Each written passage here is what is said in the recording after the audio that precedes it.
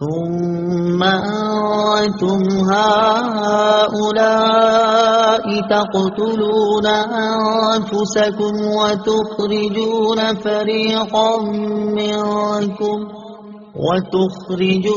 فريقا منكم من ديارهم تظاهرون عليهم بالإثم والعدوان وإن يأتوكم أسارى تفادوهم وهو محرم عليكم إخراجهم أفتؤمنون ببعض الكتاب وتكفرون ببعض فما جزاء من يفعل ذلك منكم إلا خزي في الحياة الدنيا ويوم القيامة يردون إلى أشد العذاب وما الله بغافل عما تعملون.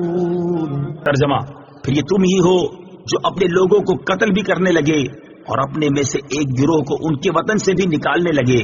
تم ان کے خلاف گناہ اور زیادتی کے کاموں میں مدد بھی کرتے ہو، اور اگر وہی قیدی ہو کر تمہارے پاس آئے تو معاوضہ دے کر انہیں چھڑا لیتے ہو، حالانکہ تمہارے اوپر تو ان کا نکالنا ہی حرام ہے. تو کیا تم اللہ کے بعض احکامات کو مانتے ہو اور بعض سے انکار کرتے ہو؟ تو جو تم میں ایسا کرے اس کا بدلہ دنیاوی زندگی میں ذلت و رسوائی کے سوا اور کیا ہے، اور قیامت کے دن انہیں شدید ترین عذاب کی طرف لوٹایا جائے گا، اور اللہ تمہارے اعمال سے بے خبر نہیں. أولئك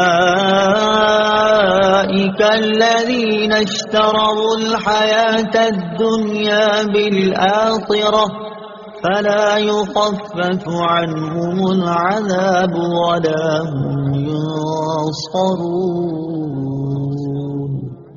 یہی وہ لوگ ہیں جنہوں نے آخرت کے بدلے دنیا کی زندگی خرید لی، تو ان سے نہ تو عذاب ہلکا کیا جائے گا اور نہ ہی ان کی مدد کی جائے گی.